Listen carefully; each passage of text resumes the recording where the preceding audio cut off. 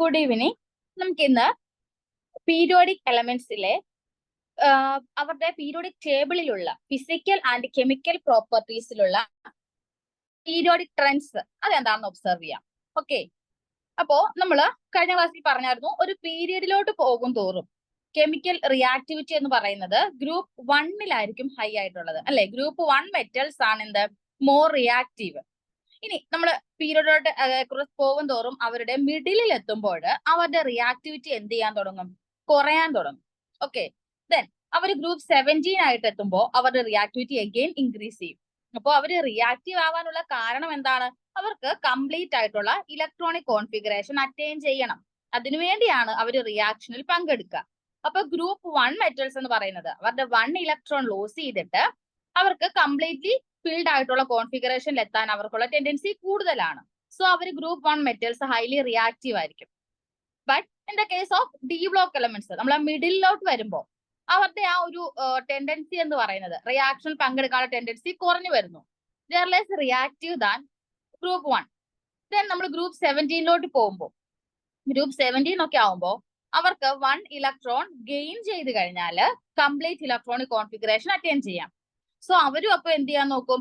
റിയാക്ഷൻസിൽ പങ്കെടുക്കാൻ നോക്കും. That is they are also highly reactive. Okay,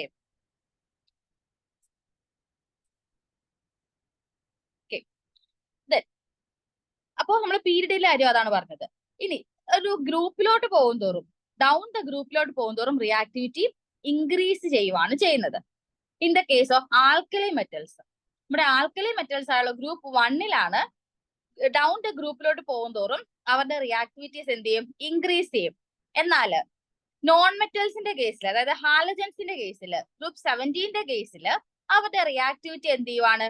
down the ഗ്രൂപ്പിലോട്ട് പോകും തോറും ഡിക്രീസ് ചെയ്യുവാണ് ചെയ്യുന്നത്. നമ്മൾ നേരത്തെ കണ്ട പോയിന്റ് ആണ്. അത് വീണ്ടും ഒന്ന് നമുക്കൊന്ന് തറോ ആവാൻ വേണ്ടി പറഞ്ഞിരിക്കുകയാണ്. അത് ഓർത്തു വെക്കുക. ആൽക്കലി മെറ്റൽസിന്റെ കേസിൽ റിയാക്ടിവിറ്റി എന്ന് പറയുന്നത് ഡൗൺ ദ ഗ്രൂപ്പ് ഇൻക്രീസ് ചെയ്യുന്നു. എന്നാൽ നോൺ മെറ്റൽസ് ആയിട്ടുള്ള മെയിൻലി ഹാലജൻസിന്റെ കേസിൽ ഡൗൺ ദ ഗ്രൂപ്പിലോട്ട് പോകും തോറും റിയാക്ടിവിറ്റി എന്ത് ചെയ്യുവാണ്? ഡിക്രീസ് ചെയ്യുവാണ്. അപ്പോൾ എന്തുകൊണ്ടാണ് എലമെന്റ്സ് ഈ ഒരു ട്രെൻഡ് ഷോ ചെയ്യുന്നത്? അതുപോലെ അവരുടെ പീരിയോഡിസിറ്റി നമുക്ക് എങ്ങനെ എക്സ്പ്ലെയിൻ ചെയ്യാം? ഇതുപോലുള്ളതിനെല്ലാമുള്ള ആൻസർ ആണ് നമ്മുടെ അറ്റോമിക് സ്ട്രക്ചർ അതുപോലെ പ്രോപ്പർട്ടീസ് ഓഫ് ആറ്റം, ഈ രണ്ട് തിയറീസിൽ പറയുക. അറ്റോമിക് സ്ട്രക്ചറും ആറ്റത്തിന്റെ പ്രോപ്പർട്ടീസും നോക്കിക്കഴിഞ്ഞാൽ ഈ ഒരു പീരിയോഡിക് ട്രെൻഡിനുള്ള റീസൺ നമുക്ക് കിട്ടും. ഓക്കെ, അപ്പൊ നമ്മൾ ഇന്ന് നോക്കാൻ പോകുന്നത് ഫിസിക്കൽ ആൻഡ് കെമിക്കൽ പ്രോപ്പർട്ടീസിലുള്ള ട്രെൻഡ്സ്. അതായത് പീരിയോഡിസിറ്റി എന്ന് വെച്ചാൽ എന്താ? ഒരു റെഗുലാരിറ്റി നമുക്ക് ഒബ്സർവ് ചെയ്യാൻ കഴിയും. ഓക്കെ, ഒരു റെഗുലർ ആയിട്ടുള്ള ഒരു പാറ്റേൺ നമുക്ക് ഈ ഫിസിക്കൽ പ്രോപ്പർട്ടീസിലും കെമിക്കൽ പ്രോപ്പർട്ടീസിലും ഒബ്സർവ് ചെയ്യാൻ കഴിയും. അതെന്തൊക്കെയാണെന്നാണ് നമ്മൾ നോക്കുന്നത്. ആൻഡ് നമ്മൾ ഇതിനെ നമ്പർ ഓഫ് ഇലക്ട്രോൺസും എനർജി ലെവൽസും വെച്ച് നമുക്കപ്പോൾ എക്സ്പ്ലെയിൻ ചെയ്യാം. ഈ ഒരു തിയറി നമുക്ക് നമ്പർ ഓഫ് ഇലക്ട്രോൺസ് വെച്ചും അതുപോലെ എനർജി ലെവൽസ് വെച്ചും എക്സ്പ്ലെയിൻ ചെയ്യാം. ഓക്കെ, സ്റ്റാർട്ട് ചെയ്യാം. നമ്മളപ്പോ ഫസ്റ്റ് നോക്കുന്നത് ഫിസിക്കൽ പ്രോപ്പർട്ടീസിന്റെ കേസിലുള്ള ട്രെൻഡ്സ് ആണ്. ഓക്കെ, ഇപ്പൊ ഫിസിക്കൽ പ്രോപ്പർട്ടീസ് എന്ന് പറയുമ്പോൾ മെയിൻ ആയിട്ട് നമ്മൾ പറയുന്ന പ്രോപ്പർട്ടീസ് എന്താണ്? Melting point, boiling point, heats of fusion, vaporisation, energy of atomisation, ഇതൊക്കെയാണ് നമ്മൾ ഫിസിക്കൽ പ്രോപ്പർട്ടീസിൽ പറയുന്നത്. അതൊക്കെ എന്താണ്? പീരിയോഡിക് വേരിയേഷൻസ് അവര് എന്ത് ചെയ്യുന്നുണ്ട്? എക്സ്പ്ലിറ്റ് ചെയ്യുന്നുണ്ട്. ഓക്കെ, പക്ഷെ നമ്മളിവിടെ കൂടുതൽ പ്രയോറിറ്റി കൊടുക്കുന്നത് അറ്റോമിക് റേഡിയസ് ആൻഡ് അയോണിക് റേഡിയസിനും അതുപോലെ ionisation enthalpy, electron gain enthalpy, electron negativity, ഈ പറയുന്ന ഫിസിക്കൽ പ്രോപ്പർട്ടീസിനാണ് നമ്മൾ കൂടുതൽ ഇമ്പോർട്ടൻസ് കൊടുക്കുന്നത്. Atomic radius, ionic radius, ionisation enthalpy, electron gain enthalpy and electron negativity. Okay, അപ്പോൾ ഇന്നത്തെ ക്ലാസ്സിൽ നമുക്ക് അറ്റോമിക് റേഡിയസും അയോണിക് റേഡിയസും ഡീറ്റെയിൽഡ് ആയിട്ട് നോക്കാം. ഓക്കെ, ഫസ്റ്റ് ഓഫ് ഓൾ നമ്മൾ സ്റ്റാർട്ട് ചെയ്യുന്നതിന് മുന്നേ അതിന്റെ ഒരു ഞാൻ എന്താണ് ക്ലാസ്സിൽ ഡിസ്കസ് ചെയ്യുന്നത് എന്നൊരു ജസ്റ്റ് ഒരു ഇൻട്രൊഡക്ഷൻ തന്നിട്ട് നമുക്ക് സ്റ്റാർട്ട് ചെയ്യാം. ഓക്കെ, നോക്കോളൂ. നമ്മൾ ഇന്ന് പഠിക്കാൻ പോകുന്നത് എന്താന്നാ പറഞ്ഞത്? അറ്റോമിക് റേഡിയസ് ആണ്. അറ്റോമിക് റേഡിയസ്, ഈ അറ്റോമിക് റേഡിയസ് തന്നെ 4 ടൈപ്സ് റേഡിയസ് ഉണ്ട്. 4 ടൈപ്സ് ഉണ്ട്. ഒന്ന് covalent radius, covalent radius, metallic radius, metallic radius, then van der Waals radius,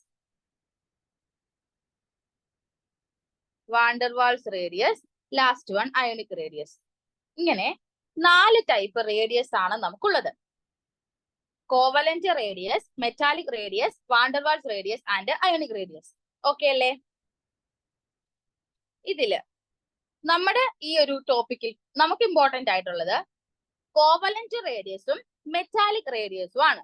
okay, അപ്പോ എന്താണ് കോവലന്റ് റേഡിയസ് എന്ന് നോക്കാം. കോവലന്റ് ബോണ്ട് എന്ന് വെച്ചാൽ എന്താ? നമ്മൾ ഇവിടെ ഷെയറിംഗ് ഓഫ് ഇലക്ട്രോൺസ് ആണ് നടക്കുന്നത്. അതായത് ഇവിടെ ഒരു കണ്ടോ, ഇതുപോലെ 2 ആറ്റത്തിനും കോമൺ ആയിട്ട് ഒരു സ്പേസ്, ഒരു ബോണ്ട് അവിടെ കാണും. ഇതാണ് ഇവിടെ കോവലന്റ്ലി ബോണ്ടഡ് ഉദ്ദേശിക്കുന്നത്. ബിക്കോസ് ഇവിടെ ഇലക്ട്രോൺസ് എന്ത് ചെയ്യുവാണ്? ഷെയർ ചെയ്തുള്ള ബോണ്ടിങ് ആണ്. അപ്പൊ ഇങ്ങനെ ഒരു ബോണ്ട് ചെയ്തായിരിക്കും നമ്മുടെ 2 ആറ്റംസ് നിൽക്കുക. ഫോർ എക്സാമ്പിൾ ഞാൻ H2 ആണ് എടുത്തത്. അപ്പൊ 2 H ആറ്റംസ് അതായത് ഇതുപോലെ കോവലന്റ്ലി ബോണ്ട് ചെയ്ത് നിൽക്കുവാണ്. ഇത് ഒരു H ആറ്റത്തിന്റെ ന്യൂക്ലിയസ്, ഇത് വേറൊരു H ആറ്റത്തിന്റെ ന്യൂക്ലിയസ്.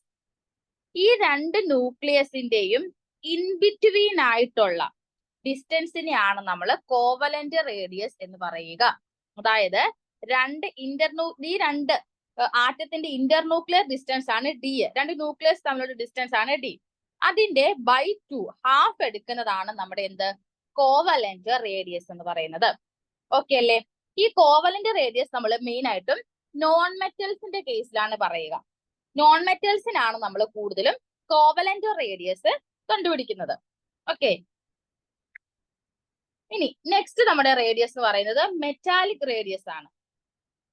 മെറ്റാലിക്, അപ്പൊ അതിന്റെ പേരിൽ തന്നെ ഉണ്ട് ഇത് ആരുടെ റേഡിയസ് ആണ്? മെറ്റൽസിന്റെ റേഡിയസ് ആണ് മെറ്റാലിക് റേഡിയസ്. ഇത് ആർക്കുള്ളതാണ്? മെറ്റൽസിന്റെ റേഡിയസ് ആണ്.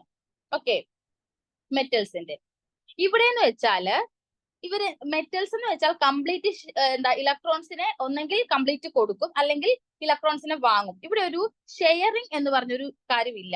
ഇപ്പൊ ഇവർ തമ്മിൽ അങ്ങനെ ഒരു ബോണ്ടിങ് എന്ന് വെച്ചാൽ ഇത് ഇങ്ങനെ അടുത്തടുത്ത് നിൽക്കുകയേ ഉള്ളൂ. അല്ലാതെ ഒരു കോമൺ ആയിട്ടൊരു ബോണ്ടിങ്ങിന്റെ സ്പേസ് ഇവിടെ ഇല്ല. അപ്പൊ ഈ 2 പേരിലും ഇൻ ബിറ്റ്വീൻ ആയിട്ട് ഒരു കോമൺ സ്പേസ് ഇല്ല. ഓക്കെ, രണ്ടും സെപ്പറേറ്റ് ആയിട്ടുള്ളവരാണ്. ഈ ബോണ്ട് ചെയ്തിരിക്കുന്ന ഇവരുടെ തമ്മിലുള്ള ന്യൂക്ലിയസിന്റെ ഡിസ്റ്റൻസ് D ആണെങ്കിൽ ഇവിടെയും D/2 തന്നെയാണ് എന്ത്? Metallic radius. പക്ഷെ ഇവിടുത്തെ വ്യത്യാസം എന്ന് വെച്ചാൽ എന്താണ്? ഇവർ തമ്മിൽ ഓവർലാപ്പിംഗ് നടന്നിട്ടില്ല. ഓക്കെ, നമ്മൾ നോൺ മെറ്റൽസിന്റെ കേസിൽ പറഞ്ഞപ്പോ അവിടെ ഒരു ഓവർലാപ്പിംഗ് നടന്നിട്ടുണ്ട്. പക്ഷെ മെറ്റൽസിന്റെ കേസിൽ അങ്ങനെ ഒരു ഓവർലാപ്പിംഗ് ഇല്ല. അതാണ് ഡിഫറൻസ്. എടുക്കുന്നത് രണ്ടും സെയിം തന്നെയാണ്, /2 തന്നെയാണ്. ഓക്കെ, ഇനി നെക്സ്റ്റ് ആണ് വാണ്ടർവാൾസ് റേഡിയസ്. അത് നമുക്ക് നമ്മുടെ ഈ ഒരു ടോപ്പിക്കിൽ ഇമ്പോർട്ടന്റ് അല്ല. പക്ഷെ ഇവിടെ വാണ്ടർവാൾസ് റേഡിയസ് നമ്മൾ മെയിൻ ആയിട്ടും നോബിൾ ഗ്യാസസിന് പറയുന്നതാണ്. ഓക്കെ, നോബിൾ ഗ്യാസസിന്റെ കേസിലോ അല്ലെങ്കിൽ മോളിക്യൂൾസിനൊക്കെ നമ്മൾ പറയുന്നതാണ് ഈ വാണ്ടർവാൾസ് റേഡിയസ്. ഇതും എന്ത് തന്നെയാണ്? നമ്മുടെ ഇന്റർന്യൂക്ലിയർ ഡിസ്റ്റൻസിന്റെ ഇൻ ബിറ്റ്വീൻ ആയിട്ട്, അത് ബിറ്റ്വീൻ /2 അതിന്റെ ഹാഫ് പോയിന്റിലാണ് നമ്മൾ എന്ത് കണ്ടുപിടിക്കുന്നത്? വാണ്ടർവാൾസ് റേഡിയസ് കണ്ടുപിടിക്കുന്നത്. പിന്നെ ഇവരെ തമ്മിൽ ഒരു കണക്ഷൻ കണ്ടോ ഇങ്ങനെയാണ്. കാരണം നമുക്കറിയാം ഈ നോബിൾ ഗ്യാസസ് ഒരിക്കലും He2 എന്ന് പറഞ്ഞ മോളിക്കൂൾ എക്സിസ്റ്റ് ചെയ്യുന്നുണ്ടോ? ഇല്ല. ഹീലിയം 2 പേരും കൂടെ ചേർന്ന ഒരു മോളിക്കൂൾ ആവുകയല്ല. അതുകൊണ്ട് 2 പേരും സെപ്പറേറ്റ് ആയിട്ടാണ് ഇവിടെ നിൽക്കുന്നത് അല്ലെ? ഇതിന്റെ ഇടയിലുള്ള ഈ സ്പേസ് ആണ് വാണ്ടർവാൾസ് റേഡിയസ് എന്ന് പറയുന്നത്. Okay, then last one ionic radius. ഈ അയോണിക് റേഡിയസ് നമുക്ക് സെപ്പറേറ്റ് ഒരു ടോപ്പിക് ആണ്. അത് നമുക്ക് അപ്പോൾ കാണാം. അപ്പൊ പഠിക്കുമ്പോൾ ആ ഒരു ടോപ്പിക്കിൽ നമുക്ക് അവരുടെ ഡീറ്റെയിൽസ് കാണാം. ഓക്കെ അല്ലേ? അപ്പൊ നമ്മൾ ഇന്നത്തെ ക്ലാസ്സിൽ എന്താണ് പഠിക്കാൻ പോകുന്നത്? അറ്റോമിക് റേഡിയസിനെ കുറിച്ചാണ് പഠിക്കാൻ പോകുന്നത്. മെയിൻലി 4 ടൈപ്സ് റേഡിയസ് ഉണ്ട്: covalent, metallic, van der Waals, ionic. Okay, ഇനി ഇതിൽ തന്നെ നമ്മൾ ഈ അറ്റോമിക് റേഡിയസ് എക്സ്പ്ലെയിൻ ചെയ്യുമ്പോൾ ഓർത്തിരിക്കേണ്ട 2 ടേംസ് ആണ് Z എഫക്റ്റീവും സിഗ്മയും. Z എഫക്റ്റീവ് എന്ന് വെച്ചാൽ effective nuclear charge. Okay, sigma എന്ന് വെച്ചാൽ ഷീൽഡിംഗ് ഇഫക്റ്റ് ആണ്. Shielding effect. അപ്പൊ അറ്റോമിക് റേഡിയസ് പഠിക്കുമ്പോൾ നമ്മൾ ഇമ്പോർട്ടന്റ് ആയിട്ട് അറിഞ്ഞിരിക്കേണ്ട 2 ടേംസ് ആണ് Z എഫക്റ്റീവും സിഗ്മയും. Z എഫക്റ്റീവ് എന്ന് വെച്ചാൽ എഫക്റ്റീവ് ന്യൂക്ലിയർ ചാർജും, സിഗ്മ എന്ന് വെച്ചാൽ ഷീൽഡിംഗ് എഫക്റ്റും. ഇവർ തമ്മിൽ കണക്ട് ചെയ്യുന്ന ഒരു ഇക്വേഷനും ഉണ്ട്. അതായത് Z effective equal Z minus sigma. Z എന്ന് വെച്ചാൽ എന്താ? നമ്മുടെ അറ്റോമിക് നമ്പർ അല്ലേ? ഓക്കെ, അറ്റോമിക് നമ്പർ ആണ് നമ്മുടെ Z. Sigma shielding effect, Z effective, effective nuclear charge. Okay, ഈ ഒരു ഇക്വേഷൻ ഓർത്തിരിക്കാം. Z effective equal to Z minus sigma. അപ്പോ അറ്റോമിക് റേഡിയസും ഈ ഇസഡ് എഫക്റ്റീവും സിഗ്മയും എല്ലാം തമ്മിൽ എന്താണ് റിലേഷൻ, അതാണ് നമുക്ക് വേണ്ടത്. ഓക്കെ അല്ലേ? അപ്പൊ നിങ്ങള് ഇതെന്റെ ഒരു ആറ്റം ആണെന്ന് ഓർക്കുക. ഇതൊരാറ്റം, ഇതെന്റെ വേറൊരു ആറ്റം. ഒരു ഷെല്ലും കൂടെ കൂടി. ഇവിടെ ആകെ ഒരു ഷെല്ലേ ഉള്ളൂ, ഇവിടെ ടോട്ടൽ 2 ഷെല്ലുണ്ട് അല്ലെ?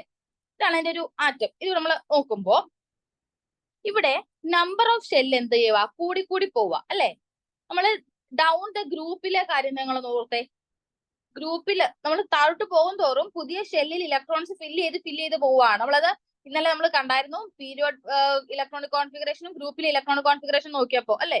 ഇത് along the group down the ഗ്രൂപ്പില് എന്താണ്, ഡൗൺ ദ ഗ്രൂപ്പിലോട്ട് പോകുമ്പോൾ നമ്പർ ഓഫ് ഷെല്ല് സക്സസീവ് ആയിട്ട് ആഡ് ചെയ്തുകൊണ്ടിരിക്കുകയാണ്, ഫില്ല് ചെയ്തുകൊണ്ടിരിക്കുകയാണ്. അപ്പൊ നെക്സ്റ്റ് ഞാനൊരു ഫിഗർ വരച്ചാൽ അവിടെ ടോട്ടൽ 3 ഷെല്ലായിരിക്കും എനിക്ക് കാണാൻ കഴിയുക. ഓക്കെ, അപ്പൊ ഈ ഷെല്ലിന്റെ എണ്ണം കൂടുന്ന അനുസരിച്ച് ഇവിടെ ഇപ്പൊ 2 ഇലക്ട്രോൺസ് ഇവിടെ ഉള്ളായിരുന്നു, ഇവിടെയോ ഈ 2 ഇലക്ട്രോൺസും ഉണ്ട്. ടോട്ടൽ നമ്മൾ പി ആണ് അടുത്തതെങ്കിൽ ഇവിടെ ടോട്ടൽ 6 ഇലക്ട്രോൺസും കാണാം അല്ലെ? ഇവിടെ ഇലക്ട്രോൺസിന്റെ എണ്ണം എന്താണ്, കൂടിയാണ് അല്ലെ? നമ്പർ ഓഫ് ഇലക്ട്രോൺസ് ഇവിടെ എന്ത് ചെയ്യുക, ഓരോ ഷെല്ലിൽ നിന്ന് പോകും തോറും ഇലക്ട്രോൺസിന്റെ എണ്ണം കൂടുവാണ്. അപ്പോ ഞാൻ ഇവിടെ ഈ ഒരു പർട്ടിക്കുലർ ഔട്ടർ മോസ്റ്റ് ഇലക്ട്രോൺ എടുത്തു കഴിഞ്ഞാൽ ഈ ഔട്ടർ മോസ്റ്റ് ഇലക്ട്രോണിന് ഷെല്ലിന്റെ എണ്ണം കൂടുന്നതനുസരിച്ച് ഈ ഔട്ടർ മോസ്റ്റ് ഇലക്ട്രോണിന് ഈ ന്യൂക്ലിയസുമായിട്ടുള്ള ഒരു ഇന്ററാക്ഷൻ ഉണ്ടല്ലോ, അത് കുറഞ്ഞുകൊണ്ടിരിക്കുമല്ലേ? കാരണം ഈ ഉള്ളിലുള്ളവർ എന്ത് ചെയ്യും, ഈ പുറത്തെ ഇലക്ട്രോണിനെ അകത്തെ ന്യൂക്ലിയസിൽ നിന്ന് ഷീൽഡ് ചെയ്യും എന്ന് പറയാം, അതായത് മറച്ചു പിടിക്കും. അപ്പോ ആ പുറത്ത് നിൽക്കുന്ന ആ ഇലക്ട്രോണിന് ഉള്ളിലെ ന്യൂക്ലിയസുമായിട്ടുള്ള ആ ഒരു ഇന്ററാക്ഷൻ എന്ത് ചെയ്യും, കുറയ്ക്കും. ആര്, ആ ഇന്നർ ഓർബിറ്റൽസ്, അതായത് അവർ ഷീൽഡ് ചെയ്യും. അപ്പൊ ഈ നമ്പർ ഓഫ് ഇലക്ട്രോൺസ് കൂടുന്ന അനുസരിച്ച് അവിടുത്തെ ഷീൽഡിങ് എഫക്ട് എന്ത് ചെയ്യുന്ന പറയുന്നത്, ഷീൽഡിങ് എഫക്റ്റും ഇൻക്രീസ് ചെയ്യും. ഓക്കെ, അപ്പൊ ഈ ഷീൽഡിങ് എഫക്ട് കൂടുമ്പോ നമ്മുടെ ഇക്വേഷനില് Z effective equal to Z minus sigma ഇല്ലേ? ഓക്കെ, ഈ ഒരു പാർട്ട് കൂടി കഴിഞ്ഞാൽ, ഈ ഒരു പാർട്ട് കൂടി ഇപ്പൊ നമ്മൾ ഇങ്ങനെ ഓർത്താൽ മതി. നിങ്ങൾ 5 മൈനസ് 10 എടുക്കുമ്പോ നിങ്ങൾക്ക് -5 എന്നൊരു വാല്യൂ അല്ലേ കിട്ടുക, അതായത് കുറഞ്ഞൊരു വാല്യൂ അല്ലേ കിട്ടുക. അതായത് സെക്കൻഡ് ടേം കൂടുകയാണെങ്കിൽ, സബ്സ്ട്രാക്ഷന്റെ കേസിൽ സെക്കൻഡ് ടേം ഒത്തിരി കൂടിയാൽ നമ്മുടെ ടോട്ടൽ വാല്യൂ എന്ത് ചെയ്യും, കുറയും. ഓക്കെ, അത് നമ്മൾ ഓർത്തിരിക്കുക, അത് മാത്സിന്റെ ഒരു ഐഡിയ ആണ് കേട്ടോ. നമ്മുടെ ഈ സബ്സ്ട്രാക്ഷന്റെ കേസിൽ സെക്കൻഡ് എലമെന്റ് ആയിട്ടുള്ള ആള് കൂടിക്കഴിഞ്ഞാൽ നമ്മുടെ ടോട്ടൽ ആ വാല്യൂ എന്ത് പറയും, കുറഞ്ഞു പോകും. അപ്പൊ ഇവിടെ ഈ കേസിൽ ഷീൽഡിംഗ് എഫക്ട് കൂടിക്കഴിഞ്ഞാൽ ഇസഡ് എഫക്റ്റീവ് എന്ത് ചെയ്യും, കുറഞ്ഞു പോകും. അതായത് എഫക്റ്റീവ് ന്യൂക്ലിയർ ചാർജ് എന്ന് പറയുന്നത് കുറഞ്ഞു പോകും. ഏത് കേസില്, ഒരു ഗ്രൂപ്പിൽ നമ്മൾ താഴോട്ട് ഗ്രൂപ്പിൽ ഒബ്സർവ് ചെയ്യുമ്പോൾ അവിടെ എന്താണ് നമുക്ക് കാണാൻ കഴിയുക, ഡൗൺ ദ ഗ്രൂപ്പിലോട്ട് പോകും തോറും ഷെല്ലിന്റെ എണ്ണം കൂടും അല്ലെ, ഇലക്ട്രോൺസിന്റെ എണ്ണം കൂടും. ഓക്കെ, സിഗ്മയുടെ വാല്യൂ കൂടും. ഇതെല്ലാം കൂടി, പക്ഷെ ഇസഡ് എഫക്റ്റീവ് അവിടെ എന്ത് ചെയ്തു, കുറഞ്ഞു. അപ്പൊ ന്യൂക്ലിയർ ചാർജ് കുറഞ്ഞു. അങ്ങനെ വരുമ്പോൾ ഓക്കെ, ആ ന്യൂക്ലിയർ ചാർജ് ന്യൂക്ലിയസുമായുള്ള അവരുടെ അട്രാക്ഷൻ കുറയുമ്പോ ഇങ്ങനെ അവരുടെ സൈസ് എന്തായിക്കൊണ്ടിരിക്കുവാണ്, കൂടുതലാണ് അല്ലെ? അതായത് ന്യൂക്ലിയസുമായിട്ടുള്ള ഇന്ററാക്ഷൻ അവർക്കില്ല, അപ്പൊ അവർക്ക് എത്ര വേണമെങ്കിലും സൈസ് കൂട്ടി പോകാം. കാരണം അവർക്കൊരു കൺട്രോൾ ആരുടെ ഇല്ല. കൺട്രോൾ ഇല്ലെങ്കിൽ അവർക്ക് എന്ത് ചെയ്യാം, ഇൻക്രീസ് ചെയ്യാം, വളരാം. ഓക്കെ, അപ്പൊ ഇസഡ് എഫക്റ്റീവ് കൂടുമ്പോ അവിടെ എന്താണ്, ഇസഡ് എഫക്റ്റീവ് കുറയുമ്പോ, ന്യൂക്ലിയർ ചാർജോട്ടുള്ള ഇന്ററാക്ഷൻ കുറയുമ്പോ അവിടുത്തെ സൈസ് എന്ത് ചെയ്യുവാണ്, കൂടുകയാണ്. അപ്പൊ നമ്മൾ ഓർക്കുക, ഗ്രൂപ്പിൽ എന്താണ് താഴോട്ട് പോകും തോറും സൈസ് എന്താകും, കൂടും. കാരണം അവരുടെ എഫക്റ്റീവ് ന്യൂക്ലിയർ ചാർജ് കുറയുന്നത് കൊണ്ട്. ഓക്കെ, ഇനി നമ്മള് ഒരു പീരിയഡിന്റെ കേസിൽ നോക്കുവാണെങ്കിൽ, അലോങ് ദ പീരിയഡ്സിലോട്ട് നോക്കുവാണെങ്കിൽ, പീരിയഡിലോട്ട് പോകുന്ന അനുസരിച്ച് അവരുടെ ഷെല്ലിന്റെ എണ്ണം എന്താണ്, കോൺസ്റ്റന്റ് ആയിട്ട് നിൽക്കുവാണ് അല്ലെ? ഷെല്ലിന്റെ എണ്ണം കൂടുന്നില്ല, ഇലക്ട്രോൺസിന്റെ എണ്ണമേ കൂടുന്നുള്ളൂ. അതായത് ഇവിടെ ഇലക്ട്രോൺസിന്റെ എണ്ണം കൂടുന്നുണ്ട്, പക്ഷെ ഷെല്ല് എന്ന് പറയുന്നത് ആകെ ഒരെണ്ണം തന്നെ ഉള്ളൂ ഈ ഒരു കേസിൽ അല്ലെ? അപ്പൊ പുതിയ ഇലക്ട്രോൺ വന്നാൽ ആ ഷെല്ലിൽ തന്നെയാണ് ആഡ് ചെയ്യുന്നത്. അപ്പൊ ഇവിടെ നമ്പർ ഓഫ് ഇലക്ട്രോൺസ് എന്ത് ചെയ്യുന്നുണ്ട്, കൂടുന്നുണ്ട് അല്ലെ? പീരിയഡിലോട്ട് പോകും തോറും ഇലക്ട്രോൺസ് കൂടുന്നുണ്ട്, പക്ഷെ അവിടുത്തെ ഷെല്ല് കോൺസ്റ്റന്റ് ആണ്. അതുപോലെ തന്നെ ഇവിടെ അപ്പൊ സിഗ്മ എന്നൊരു കാര്യത്തിന് ഒരു എഫക്റ്റും ഇല്ല. സ്ക്രീനിങ് എഫക്റ്റിന്റെ ആവശ്യമുണ്ടോ, ഇല്ല. കാരണം ഇവിടെ പുതിയ ആൾക്കാർ ഷെല്ലിൽ ആഡ് ചെയ്ത് വരുന്നില്ല. ഓക്കെ അല്ലേ? ഇവിടെ ഈ ഒരു ടൈപ്പേ ഉള്ളൂ, നടുക്കായിട്ട് ഷീൽഡ് ചെയ്യാനായിട്ടുള്ള ആൾക്കാരൊന്നും ഇല്ല. അപ്പൊ ഷീൽഡിങ് എന്ന് പറഞ്ഞൊരു കോൺസെപ്റ്റിന് ഇവിടെ ഒരു വാല്യൂ ഇല്ല. അപ്പൊ ഷീൽഡിങ് പിന്നെ നമ്മൾ നോക്കണ്ട. പിന്നെ അപ്പൊ നിങ്ങൾ എന്ന് നോക്കിയാൽ മതി, ഇലക്ട്രോൺസിന്റെ എണ്ണം കൂടുന്നു, ഷെല്ല് കോൺസ്റ്റന്റ് ആയിട്ട് നിൽക്കുന്നു. അപ്പൊ ഇവിടെ സിഗ്മ എഫക്റ്റീവ് എന്ത് ചെയ്യും? ഇൻക്രീസ് ചെയ്യുവാണ് അല്ലെ? സിഗ്മ എന്ന് പറഞ്ഞ ടേമിന് ഒരു വാല്യൂ ഇല്ലാതാകും. അപ്പൊ നമ്മുടെ ഇസഡ് എഫക്റ്റീവിന്റെ ഇക്വേഷൻ എന്തായിരുന്നു? ഇസഡ് എഫക്റ്റീവിന്റെ ഇക്വേഷൻ ഇസഡ് മൈനസ് സിഗ്മ അല്ലേ? സിഗ്മ ഇവിടെ വേണ്ട, ഇസഡ് മാത്രം മതി. ഇവിടെ ഫ്രണ്ടിലോട്ട് പോകുന്നവർ ഇസഡ് കൂടുന്നുണ്ട്. അപ്പോ ഇസഡ് എഫക്റ്റീവ് എന്ത് ചെയ്യുവാണ്? ഇസഡ് എഫക്റ്റീവ് എന്ത് ചെയ്യുവാണ്? കൂടുകയാണ് അല്ലേ? അപ്പൊ ന്യൂക്ലിയർ ചാർജ് കൂടുകയാണെന്ന് വെച്ചാൽ എന്താ? ആ ഉള്ളിലുള്ള ന്യൂക്ലിയസുമായിട്ടുള്ള നമ്മുടെ ഔട്ടറിലുള്ള ഇലക്ട്രോണിന്റെ ആ ഒരു എന്താണ് ഇന്ററാക്ഷൻ ഹൈ ആകുന്നു. അപ്പൊ ഒരു കൺട്രോളിലാണ്, ഈ ഇലക്ട്രോൺ ഈ ന്യൂക്ലിയസിന്റെ കൺട്രോളിലാണ്. അപ്പൊ അവർക്ക് ഇൻക്രീസ് ചെയ്യാൻ പറ്റുമോ? ഇല്ല. അവര് പീരീഡിലോട്ട് പോകുന്തോറും സൈസ് കുറഞ്ഞു കുറഞ്ഞു വന്നുകൊണ്ടിരിക്കും. ഓക്കെ, ആ ചേഞ്ച് മനസ്സിലായില്ലേ? റീസൺ മനസ്സിലായല്ലോ? എന്തുകൊണ്ടാണ്? ന്യൂക്ലിയർ ചാർജ് കൂടുകയും കുറയുകയും ചെയ്യുന്നതിലാണ് ഇവിടെ ആ ഒരു ചേഞ്ച് നമുക്ക് ഗ്രൂപ്പിലും പീരീഡിലും ഒബ്സർവ് ചെയ്യാൻ കഴിയുന്നത്. ഓക്കെ, ഇനി നമുക്ക് നമ്മുടെ ടെക്സ്റ്റിലോട്ട് നോക്കാം. നിങ്ങൾക്ക് ആ ഒരു ഐഡിയ കിട്ടിയല്ലോ എന്താണ് ഞാൻ പറയാൻ പോകുന്നതെന്ന്. ഓക്കെ, ഇനി നമുക്ക് ഇച്ചിരി ഫാസ്റ്റ് ആയിട്ട് പോവാം. ഓക്കെ, അറ്റോമിക് റേഡിയസ് നോക്കുമ്പോൾ നമ്മുടെ ആറ്റത്തിന്റെ സൈസ് എന്ന് പറയുന്നത് എന്താ? വളരെ ചെറുതാണ് അല്ലെ? ആറ്റം വളരെ ചെറുതാണ്. അറൌണ്ട് ഒരു 1.2 × 10⁻⁻10 മീറ്റർ മാത്രം അവരുടെ റേഡിയസ് ഉള്ളൂ. -10 എന്ന് പറയുമ്പോൾ തന്നെ അറിയാം വളരെ ചെറുതാണ്. അതുപോലെ തന്നെ ഈ ആറ്റത്തിന് ചുറ്റുമുള്ള ആ ഇലക്ട്രോൺ ഇരിക്കുന്ന ആ ഒരു സ്പേസ് ഉണ്ടല്ലോ, അതിനൊരു ഷാർപ്പ് ബൗണ്ടറി ഇല്ല. ഇപ്പൊ എനിക്ക് ഒരാളുടെ റേഡിയസ് കണ്ടുപിടിക്കണമെങ്കിൽ, ഇപ്പൊ ഇത് ഒരാളാണെങ്കിൽ ഇതിന് ചുറ്റും റേഡിയസ്, ഇവർക്കൊരു ഷാർപ്പായിട്ട് ഒരു സർക്കിളിൽ തന്നെ ആണെങ്കിൽ എനിക്ക് ഇങ്ങനെ സെന്റർ കൺസിഡർ ചെയ്ത് ഇങ്ങോട്ടുള്ള ഡിസ്റ്റൻസ് റേഡിയസ് ആക്കി എടുക്കാം. പക്ഷേ ആറ്റത്തിന്റെ കേസിൽ അങ്ങനെ ഒരു ഷാർപ്പ് ബൗണ്ടറി ഇവർക്കില്ല. അതുകൊണ്ട് തന്നെ അറ്റോമിക് സൈസ് നമുക്ക് പ്രെഡിക്റ്റ് ചെയ്യുക അല്ലെങ്കിൽ ഡിറ്റർമൈൻ ചെയ്യുക എന്ന് പറയുന്നത് പോസിബിൾ ആയിട്ടുള്ള ഒരു കാര്യമല്ല. അല്ലെങ്കിൽ നമുക്ക് പറയാം, ഒരു ഇൻഡിവിജ്വൽ ആയിട്ടുള്ള ഒരു ആറ്റത്തിന്റെ, ഒരു ഒറ്റയ്ക്ക് നിൽക്കുന്ന ഒരു ആറ്റത്തിന്റെ സൈസ് കണ്ടുപിടിക്കാനായിട്ടുള്ള ഒരു പ്രാക്ടിക്കൽ മെത്തേഡും നമ്മുടെ കയ്യിലില്ല. പക്ഷേ നമുക്ക് എന്ത് ചെയ്യാം? ഇപ്പൊ ഒരു കമ്പൈൻ സ്റ്റേറ്റിൽ ഒറ്റയ്ക്കുള്ളവരെ കണ്ടുപിടിക്കാൻ പറ്റത്തില്ലെങ്കിലും, ഇപ്പൊ ഒരു കമ്പൈൻ സ്റ്റേറ്റിൽ നിൽക്കുകയാണെങ്കിൽ, രണ്ടുപേരും ഒന്നിച്ചൊരു കമ്പൈൻ സ്റ്റേറ്റിൽ നിൽക്കുകയാണെങ്കിൽ നമുക്ക് അവരുടെ അറ്റോമിക് സൈസ് എന്ത് ചെയ്യാൻ പറ്റും? ഡിറ്റർമൈൻ ചെയ്യാൻ പറ്റും. ഓക്കെ, അതെങ്ങനെയാണെന്നാണ് നമ്മുടെ നെക്സ്റ്റ് നമ്മൾ പഠിച്ച ടേം കോവലന്റ് റേഡിയസ്. നോക്കിക്കോളൂ, എന്താണ് കോവലന്റ് റേഡിയസ്? ഓക്കെ, ഇത് നമ്മൾ ഏത് മെറ്റൽസിന്റെ കേസിലാണ്? In the case of non metallic എലമെന്റിൽ. ഓക്കെ, എന്താണ് കോവലന്റ് റേഡിയസ്? എങ്ങനെയാണ് കണ്ടുപിടിക്കുക? Measure the distance between two atoms when they are bound together by a single bond in a covalent molecule. Okay, and this is the covalent radius of the element. So എങ്ങനെയാണ് നമ്മൾ കണ്ടുപിടിക്കുക?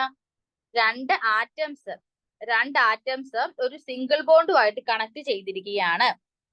Okay, അതൊരു covalent മോളിക്യൂളിലുമാണ്. Okay, ഒരു covalent മോളിക്യൂളിലെ രണ്ട് atoms ഒരു single bonded ആയിട്ട് connect ചെയ്തിരിക്കുകയാണ് എങ്കിൽ അവരുടെ ഡിസ്റ്റൻസ് നമ്മൾ ആദ്യം മെഷർ ചെയ്യും. ഓക്കെ, ആ ഡിസ്റ്റൻസിൽ നിന്നും, ഇവർ തമ്മിലുള്ള ആ ഒരു ഡിസ്റ്റൻസിൽ നിന്നും നമുക്ക് എന്ത് കണ്ടുപിടിക്കാം എന്നാ പറഞ്ഞിരിക്കുന്നത്? കോവലന്റ് റേഡിയസ് കണ്ടുപിടിക്കാം. ഒരു എക്സാമ്പിൾ ആയിട്ട് നമുക്കൊരു Cl2ന്റെ കേസ് പറഞ്ഞിട്ടുണ്ട്. 198 ആണ് അവരുടെ ബോണ്ട് ഡിസ്റ്റൻസ്. ബോണ്ട് ഡിസ്റ്റൻസ് വെച്ചാൽ എന്താണ്? ഈ ഇന്റർന്യൂക്ലിയർ ഡിസ്റ്റൻസിനാണ് ബോണ്ട് ഡിസ്റ്റൻസ് എന്ന് പറയുന്നത്. ഓക്കെ, അതിന്റെ ഹാഫ് എടുക്കുന്നതാണ് നമ്മുടെ അറ്റോമിക് റേഡിയസ് ഓഫ് ക്ലോറിൻ അല്ലെ? നമുക്ക് ഒരാളുടെ അല്ലേ വേണ്ടത്? നമുക്കിപ്പോ രണ്ടുപേരുടെയും ഇന്റർന്യൂക്ലിയർ ഡിസ്റ്റൻസ് ആണ് കിട്ടിയത്. രണ്ടുപേര് തമ്മിലുള്ള ആ ഒരു ഡിസ്റ്റൻസ് ആണ് നമുക്ക് കിട്ടിയത്. നമുക്ക് വേണ്ടത് ഒരു ഇൻഡിവിജ്വൽ ആയിട്ടുള്ള ഒരാളുടെ റേഡിയസ് ആണ്. അപ്പൊ നമ്മൾ എന്ത് ചെയ്താൽ മതി? ഇൻഡിവിജ്വൽ ആയിട്ട് കണ്ടുപിടിക്കാൻ എന്ത് ചെയ്താൽ മതി? നേർ പകുതി എടുത്താൽ മതി. ഓക്കെ അല്ലേ? ഇനി നമ്മൾ നെക്സ്റ്റ് മെറ്റൽസിന്റെ കേസിൽ പറയുമ്പോൾ, ഓക്കെ, അവിടെ നമ്മൾ യൂസ് ചെയ്യുന്ന ടേം മെറ്റാലിക് റേഡിയസ് ആണ്. അതെന്താണ്? It is the half internuclear distance separating metal cores in the metallic crystal. ഒരു മെറ്റാലിക് ക്രിസ്റ്റൽസിൽ മെറ്റൽസിനെ സെപ്പറേറ്റ് ചെയ്യുന്ന ഇന്റർന്യൂക്ലിയർ ഡിസ്റ്റൻസിന്റെ ഹാഫ്. മെറ്റാലിക് ക്രിസ്റ്റൽ എന്ന് വെച്ചാൽ നമ്മൾ NaCl എന്നൊക്കെ പറയത്തില്ലേ, അതുപോലെ ഒരു ക്രിസ്റ്റൽ ആണ്. ഓക്കെ, നമ്മൾ കണ്ടായിരുന്നു ഇങ്ങനെ ഒരു മെറ്റാലിക് ക്രിസ്റ്റൽസിന്റെ കേസിൽ അവർ തമ്മിലുള്ള ഇന്റർന്യൂക്ലിയർ ഡിസ്റ്റൻസിലെ നേർപകുതി, അതാണ് മെറ്റാലിക് റേഡിയസ്. അതിനൊരു എക്സാമ്പിൾ നമുക്ക് കോപ്പർ ആറ്റംസിന്റെ കേസിൽ രണ്ട് അഡ്ജസന്റ് കോപ്പർ ആറ്റംസ് തമ്മിലുള്ള ഇന്റർന്യൂക്ലിയർ ഡിസ്റ്റൻസ് എന്ന് പറയുന്നത് 256 ആണ്. അങ്ങനെയാണെങ്കിൽ ഒരു കോപ്പറിന്റെ ഒരൊറ്റ കോപ്പർ ആറ്റത്തിന്റെ റേഡിയസ് എന്ന് പറയുന്നത് അതിന്റെ half, that is 128 picometre. Okay അല്ലേ? അപ്പോ നമ്മളിപ്പോ ഇവിടെ രണ്ട് കാര്യങ്ങളാണ് പഠിച്ചത്. കോവലന്റ് റേഡിയസും പഠിച്ചു, മെറ്റാലിക് റേഡിയസും പഠിച്ചു. ഓക്കെ, ഇനി നമ്മൾ ഈ ഒരു ടെക്സ്റ്റില് നമ്മൾ സെപ്പറേറ്റ് ആയിട്ട് കോവലന്റ് റേഡിയസ്, മെറ്റാലിക് റേഡിയസ് എന്ന് പറയുന്നില്ല. നമ്മൾ ഒറ്റ ടേമില് സിംപ്ലിഫിക്കേഷന് വേണ്ടി അറ്റോമിക് റേഡിയസ് എന്നാ പറയുന്നത്. കോവലന്റ് എന്നോ മെറ്റാലിക്കിനെ എടുത്ത് പറയുന്നില്ല. അപ്പൊ നിങ്ങൾ മൈൻഡിൽ വെച്ചോണം, നോൺ മെറ്റൽസിനാണ് കോവലന്റ് ബോണ്ട് പറയുക, കോവലന്റ് റേഡിയസ് പറയുക, ദെൻ മെറ്റൽസിനാണ് മെറ്റാലിക് റേഡിയസ് പറയുക. നമ്മൾ ഇവിടെ അറ്റോമിക് റേഡിയസ് എന്നൊരു ടേം മാത്രമേ പറയുന്നുള്ളൂ. ഓക്കെ, ഇനി ഈ അറ്റോമിക് റേഡിയസ് നമുക്ക് എങ്ങനെ മെഷർ ചെയ്യാൻ പറ്റും? നമുക്ക് എക്സ്റേ സ്പെക്ട്രോസ്കോപ്പി അങ്ങനെയുള്ള മെത്തേഡ്സ് ഒക്കെ വെച്ച് നമുക്ക് ഇവരെ മെഷർ ചെയ്തെടുക്കാൻ പറ്റും. ഓക്കെ അല്ലേ? ഇനി നമ്മൾ നേരത്തെ പറഞ്ഞ ആ ഒരു നിങ്ങൾ ആ ടേബിൾ കണ്ടോ? ആ ഒരു ടേബിൾ 3.6a നോക്കിക്കേ. എലോങ് ദ പീരീഡിലോട്ട് പോകുന്തോറും ലിഥിയം, ബെറിലിയം, ബോറോൺ, കാർബൺ കണ്ടോ? എലോങ് ദ പീരീഡിലോട്ട് പോകുന്തോറും അവിടെ റേഡിയസ് എന്ത് ചെയ്തോണ്ടിരിക്കുവാണ്? കുറഞ്ഞുകൊണ്ടിരിക്കുവാണ് അല്ലേ? ഇതാ എലോങ് ദ പീരീഡിലോട്ട് പോകുന്തോറും റേഡിയസ് എന്ത് ചെയ്യുവാണ്? കുറഞ്ഞുകൊണ്ടിരിക്കുവാണ് അല്ലെ? ഡിക്രീസ് ചെയ്തോണ്ടിരിക്കുവാണ്. ഓക്കെ, ഇനി നേരെ നിങ്ങൾ ഡൗൺ ദ ഗ്രൂപ്പിലോട്ട് നോക്കിക്കേ. താഴോട്ട് പോകുന്തോറും എന്ത് ചെയ്യുവാണ്? അവരുടെ റേഡിയസ് കൂടിക്കൊണ്ടിരിക്കുകയാണ്. ഓക്കെ അല്ലേ? താഴോട്ട് പോകുന്തോറും അവരുടെ റേഡിയസ് കൂടുന്നു, ഒരു പീരീഡിലോട്ട് പോകുന്തോറും റേഡിയസ് എന്ത് ചെയ്യുവാണ്? കുറഞ്ഞുകൊണ്ടിരിക്കുകയാണ്. ഓക്കെ, ഓക്കെ, അപ്പൊ നമ്മൾ ഈ ഒരു ട്രെൻഡ് എന്തുകൊണ്ടാണ് ഈ ഇങ്ങനെ ഒരു ട്രെൻഡ് നമുക്ക് ഒബ്സർവ് ചെയ്യാൻ കഴിയുക? അതിന്റെ റീസൺ എന്താണ്? ന്യൂക്ലിയർ ചാർജ് ആണ്. അതൊരു ഹിന്റ്. ദെൻ അതുപോലെ അവരുടെ എനർജി ലെവൽ. ഓക്കെ, നമ്മൾ പീരീഡിലോട്ട് പോകുന്തോറും അവിടെ ഔട്ടർ ഇലക്ട്രോൺസ് എന്ന് പറയുന്നത് നമ്മൾ പറഞ്ഞു ആഡ് ചെയ്യുന്നത് സെയിം ഷെല്ലിൽ തന്നെയാണ്. അപ്പൊ അവരുടെ എഫക്റ്റീവ് ന്യൂക്ലിയർ ചാർജ് ഇൻക്രീസ് ചെയ്യുവാണ്. ബിക്കോസ് അവരുടെ അറ്റോമിക് നമ്പർ കൂടുന്നുണ്ട്, ഇലക്ട്രോൺസിന്റെ എണ്ണം കൂടുന്നുണ്ട്, പക്ഷെ ആഡ് ചെയ്യുന്നത് ഒരു ഷെല്ലിൽ തന്നെയാണ്. ഷെല്ലിന്റെ എണ്ണം കൂടുന്നില്ല, അറ്റോമിക്. അപ്പൊ അവരുടെ ന്യൂക്ലിയർ ചാർജ് കൂടുന്നു. ആ ന്യൂക്ലിയർ ചാർജ് കൂടുന്നതിന്റെ ഫലമായിട്ട് അവരുടെ ഇലക്ട്രോൺസും നമ്മുടെ ഔട്ടർ ഇലക്ട്രോൺസും ന്യൂക്ലിയസ് തമ്മിലുള്ള അട്രാക്ഷൻ കൂടുന്നു. ആ അട്രാക്ഷൻ കൂടുന്നതെന്ന് വെച്ചാൽ ആ ന്യൂക്ലിയസ് എന്ത് ചെയ്യുന്നു? ഔട്ടർ ഇലക്ട്രോണെ വലിച്ചു പിടിക്കും. അപ്പൊ അവരുടെ സൈസ് ചുരുങ്ങും, അതായത് അവരുടെ സൈസ് കുറയുന്നു. ഓക്കെ, നമ്മളൊരു ഗ്രൂപ്പിലോട്ട് പോകുന്തോറും അറ്റോമിക് റേഡിയസ് എന്ത് ചെയ്യുവാണ്? ഇൻക്രീസ് ചെയ്യുവാണെന്ന് പറഞ്ഞു. എന്തുകൊണ്ടാണ്? അവിടെ ഷെല്ലിന്റെ എണ്ണം കൂടുന്നുണ്ട്. അപ്പൊ വാലൻസ് ഇലക്ട്രോൺസ് എന്ന് പറയുന്നത് ന്യൂക്ലിയസിൽ നിന്ന് ഒത്തിരി ദൂരെയാണ്, കാരണം ഷെല്ലിന്റെ എണ്ണം കൂടുവാണ്. അപ്പോൾ വാലൻസ് ഇലക്ട്രോണും നമ്മുടെ ആ ന്യൂക്ലിയസും തമ്മിലുള്ള ആ ഒരു ഇന്ററാക്ഷൻ കുറയുന്നു. അങ്ങനെ ആ കുറയുന്നതിന് ഫലമായിട്ടാണ് അവിടെ എഫക്റ്റീവ് ന്യൂക്ലിയർ ചാർജ് എന്ത് ചെയ്യും? കുറയും. അതുപോലെ തന്നെ നമ്മൾ പഠിച്ചു, ഷെല്ലിന്റെ എണ്ണം കൂടുമ്പോൾ ആ അകത്തുള്ള ഇന്നർ എനർജി ലെവൽസ് ഉണ്ടല്ലോ, അവരെന്ത് ചെയ്യും? നമ്മുടെ ആ ഔട്ടർ ഇലക്ട്രോൺസിനെ ഷീൽഡ് ചെയ്ത് വെക്കും. ആ ന്യൂക്ലിയസിൽ നിന്നും മറച്ചു പിടിക്കും ആ ഇന്നർ എനർജി ലെവൽസ്. ഓക്കെ, ഇപ്പൊ ഈ രണ്ട് റീസൺസ് കൊണ്ടാണ് നമ്മുടെ ഗ്രൂപ്പിലോട്ട് പോകുന്തോറും സൈസ് ഓഫ് ആറ്റംസ് എന്ത് ചെയ്യുക? ഇൻക്രീസ് ചെയ്യുക. ഓക്കെ, ഈ രണ്ട് റീസൺസ് നമ്മൾ പറഞ്ഞു. ഓക്കെ, ഇനി നെക്സ്റ്റ് നമ്മള് നോബിൾ ഗ്യാസസിന്റെ കേസിൽ ഞാൻ പറഞ്ഞായിരുന്നു, നോബിൾ ഗ്യാസസിന് നമ്മൾ പറയുന്നത് എന്താണ്? അവർക്ക് വാണ്ടർവാൾസ് റേഡിയസ് ആണ് നമ്മൾ പറയുക. അപ്പൊ നോബിൾ ഗ്യാസസിന്റെ അറ്റോമിക് റേഡിയസ് നമ്മളിവിടെ കൺസിഡർ ചെയ്യേണ്ട, കാരണം അവരുടെ വാണ്ടർവാൾസ് റേഡിയസ് എന്ന് പറഞ്ഞാൽ വളരെ ലാർജ് ആണ്. ഈ കൂട്ടത്തിൽ ഏറ്റവും ഹൈ ആയിട്ടുള്ള വാല്യൂ വാണ്ടർവാൾസിന്റെ ആണ് കേട്ടോ. അപ്പോ നോബിൾ ഗ്യാസസിന് നമ്മൾ ഹൈ ആയിട്ടുള്ള വാണ്ടർവാൾസ് എടുക്കുന്നു. നോൺ മെറ്റൽസിന്റെ കോവലന്റ് റേഡിയോ ആയിട്ട് ഇവരെ കമ്പയർ ചെയ്യാൻ പറ്റുമോ? ഇല്ല. അതുകൊണ്ട് നമ്മളിവിടെ നോബിൾ ഗ്യാസസിന്റെ അറ്റോമിക് റേഡിയസ് കൺസിഡർ ചെയ്യുന്നില്ല. ഓക്കെ, ഇനി നിങ്ങൾ ഒരു ഗ്രാഫ് കണ്ടോ? ആ ഗ്രാഫും കൂടെ ഒന്ന് നോക്കിക്കോ. ലിഥിയം, ബെറിലിയം, ബോറോൺ കണ്ടില്ലേ? അത് പീരീഡിലോട്ട് പോവാണ്. പീരീഡിലോട്ട് പോകുന്തോറും അവരുടെ വാല്യൂ കുറഞ്ഞു പോകുന്നു. കണ്ടില്ലേ? അറ്റോമിക് റേഡിയസ് എവിടെയാണ്? വൈ ആക്സിസിലാണ്. ആ വൈ ആക്സിസിൽ ആദ്യം ഒരു 150 ആയിരുന്നു, അടുത്ത് ദെൻ 110 ആവുന്നു, ദെൻ 70, അറൌണ്ട് 70 ആവുന്നു, അങ്ങനെ കുറഞ്ഞു പോകുന്നു. നിങ്ങളൊരു ഗ്രൂപ്പിലോട്ട് നോക്കിക്കേ. LINAK, RBCS കണ്ടില്ലേ? അവരുടെ അറ്റോമിക് റേഡിയസ് എന്ത് ചെയ്യുവാണ്? 152, 186, 231 കണ്ടോ? ഇൻക്രീസ് ചെയ്ത് പോകുന്നു. ആ ട്രെൻഡ് അത് പഠിച്ചു വെക്കുക, അതിന്റെ റീസൺസും പഠിച്ചു വെക്കുക. ഓക്കെ, ഇനി നമുക്ക് അടുത്തത് നോക്കാനുള്ളത് അയോണിക് റേഡിയസ് ആണ്. Ionic radius. ഓക്കെ, നമുക്ക് ഒരു ബ്രീഫ് ആയിട്ട് എന്താണെന്ന് പറഞ്ഞിട്ട് നമുക്ക് നോട്ടിലോട്ട് പോകാം. അയോണിക് റേഡിയസ് ഒറ്റ വാക്കിൽ തന്നെ എന്ത് പറയാം? It is the radius of ions. അയോൺസിന്റെ റേഡിയസിനെയാണ് നമ്മൾ അയോണിക് റേഡിയസ് എന്ന് പറയുന്നത്. ഓക്കെ, റേഡിയസ് ഓഫ് അയോൺസിനാണ് നമ്മൾ അയോണിക് റേഡിയസ് എന്ന് പറയുക. ഇപ്പോ നമ്മുടെ ഇതാണ് ഒരു ആറ്റം. ഈ ആറ്റത്തിൽ നിന്ന് ഒരു ഇലക്ട്രോൺ നഷ്ടപ്പെട്ടാൽ, ഒരു ആറ്റത്തിൽ നിന്ന് ഒരു ഇലക്ട്രോൺ നഷ്ടപ്പെടുകയാണെങ്കിൽ നമ്മൾ അതിനെ കാറ്റിയോൺസ് ആയി എന്ന് പറയും. എന്താണ്? കാറ്റിയോൺസ്.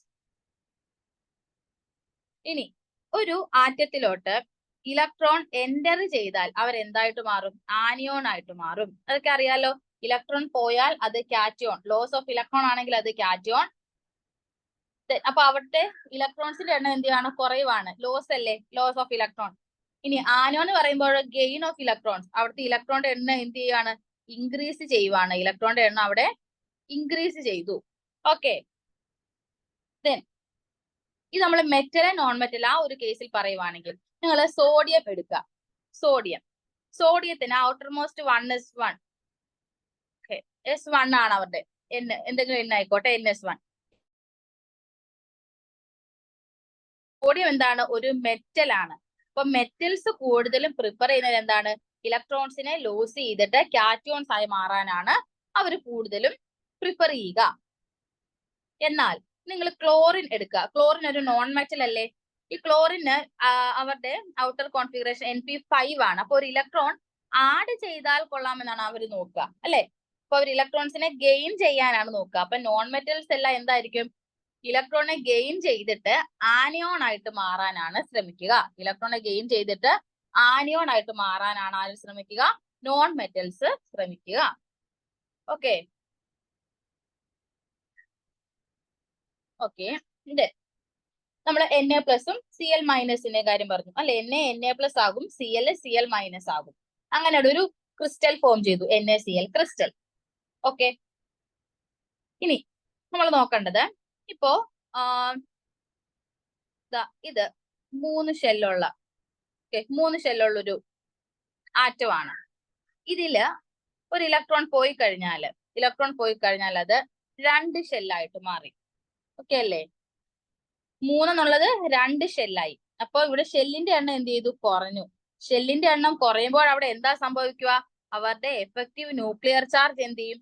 ഇൻക്രീസ് ചെയ്യും, അല്ലെ? അവർക്ക് ഇപ്പൊ 2 ഷെല്ലിന്റെ കാര്യം നോക്കിയാൽ മതി ന്യൂക്ലിയർ ചാർജിന്. അപ്പൊ അവർക്ക് ആ 2 ഷെല്ലിനോട് നല്ല ഇന്ററാക്ഷൻ ആയിരിക്കും. സോ അവിടുത്തെ എഫക്റ്റീവ് ന്യൂക്ലിയർ ചാർജ് എന്ത് ചെയ്യുന്ന ഓർക്കുക? ഇൻക്രീസ് ചെയ്യുമെന്ന് ഓർക്കുക. എന്നാൽ നിങ്ങൾ ഒരു ആനിയോന്റെ കേസിൽ നോക്കുക.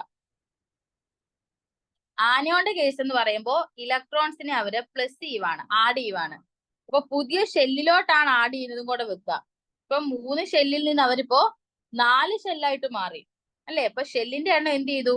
ഇൻക്രീസ് ചെയ്തു ആനിയോന്റെ കേസിൽ, അല്ലെ? ഇലക്ട്രോൺ അക്സെപ്റ്റ് ചെയ്യുന്ന കേസിൽ ഷെല്ലിന്റെ എണ്ണം ഇൻക്രീസ് ചെയ്തു. അപ്പൊ ഇവരുടെ എഫക്റ്റീവ് ന്യൂക്ലിയർ ചാർജ് എന്ത് ചെയ്യും? കുറയും, അല്ലെ? അപ്പൊ എഫക്റ്റീവ് ന്യൂക്ലിയർ ചാർജ് കുറയുക എന്ന് വെച്ചാൽ എന്തായിരിക്കും? സൈസ് കൂടുതലായിരിക്കും. അപ്പൊ ഞാൻ പറയാൻ ഉദ്ദേശിച്ച പോയിന്റ് ഇതാണ്.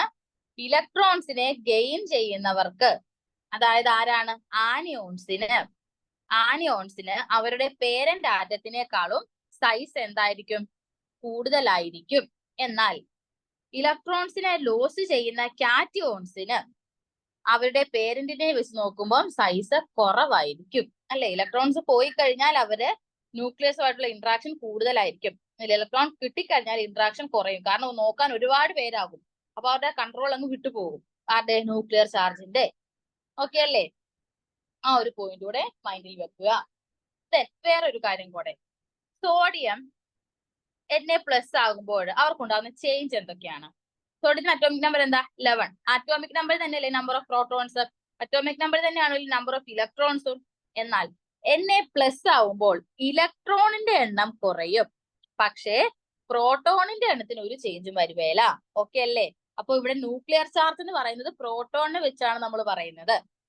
അപ്പൊ ഇവിടുത്തെ പ്രോട്ടോണിന്റെ ഈ Na+ന്റെ കേസില് ന്യൂക്ലിയർ ചാർജ് എന്താണ്? കൂടുതലാണ്. ആരെ വെച്ച് നോക്കുമ്പോ? ഇലക്ട്രോണിന്റെ എണ്ണത്തിനെ വെച്ച് നോക്കുമ്പോ. ഓക്കെ, അപ്പൊ നിങ്ങൾ ഇത് ഓർക്കണം. നമ്മളൊരു ഇലക്ട്രോണെ ഗെയിൻ ചെയ്താലും ലോസ് ചെയ്താലും ഇലക്ട്രോണിന്റെ എണ്ണത്തിന് ചേഞ്ച് വരുവുള്ളൂ. പ്രോട്ടോണിന്റെ എണ്ണം അതേപോലെ തന്നെ നിൽക്കും. ഓക്കെ അല്ലേ? ആ പ്രോട്ടോണിന്റെ എണ്ണം വെച്ചിട്ടാണ് നമ്മൾ എന്ത് പറയുക? ന്യൂക്ലിയർ ചാർജ് പറയുക. ഓക്കെ, അപ്പൊ ഈ ഒരു ചേഞ്ച് ഓർക്കുക. ഇലക്ട്രോണിന്റെ എണ്ണത്തിന് മാത്രമേ ചേഞ്ച് വരുവുള്ളൂ. ന്യൂക്ലിയർ ചാർജ് അല്ലെങ്കിൽ പ്രോട്ടോണിന്റെ എണ്ണത്തിന് ചേഞ്ച് വരുവേല. ഓക്കെ, നമ്മളിപ്പോ സൈസിന്റെ കാര്യവും പറഞ്ഞല്ലോ. അപ്പൊ നമ്മളൊരു ഇതിൽ കാറ്റിയോണിന്റെ സൈസ് എന്ന് പറയുന്നത് ആരെക്കാൾ കുറവായിരിക്കും? പേരന്റ് ആറ്റത്തിനേക്കാൾ കുറവായിരിക്കും. ഈ പേരന്റ് ആറ്റത്തിന്റെ സൈസ് എന്ന് പറയുന്നത് ആരെക്കാൾ കുറവാണ്? ആനിയോണിനേക്കാൾ കുറവാണ്. അപ്പൊ പേരന്റിനേക്കാൾ വലിയ ആളാണ് ആര്? ആനിയോൺ. അത് ഓർക്കുക. കാരണം ആനിയോണിന്റെ കേസിൽ എഫക്റ്റീവ് ന്യൂക്ലിയർ ചാർജ് കുറവാണ്. കാറ്റിയോണിന്റെ കേസിൽ എഫക്റ്റീവ് ന്യൂക്ലിയർ ചാർജ് കൂടുതലാണ്. ന്യൂക്ലിയർ ചാർജ് കൂടുമ്പോൾ ഇവരുടെ സൈസ് എന്ത് ചെയ്യും? കുറയും. ആനിയോണിന്റെ കേസിൽ അപ്പൊ എന്ത് ചെയ്യും? സൈസ് കൂടും. ഓക്കെ, ഇവർക്ക് റിപ്പൾഷൻ, ന്യൂക്ലിയർ ചാർജുമായിട്ടുള്ള റിപ്പൾഷൻ കൂടും. പക്ഷെ ഇവർക്ക് ന്യൂക്ലിയർ ചാർജുമായിട്ടുള്ള റിപ്പൾഷൻ എന്ത് ചെയ്യും? കുറയും. ഇതൊക്കെ കൊണ്ടാണ് നമ്മൾ ഈ ആനിയോണിന് സൈസ് കൂടുതൽ, കാറ്റോണിന് സൈസ് കുറവ് എന്നൊക്കെ പറയുന്നത്. ഓക്കെ, ഇനി നമുക്ക് ടെക്സ്റ്റിലോട്ട് പോകാം.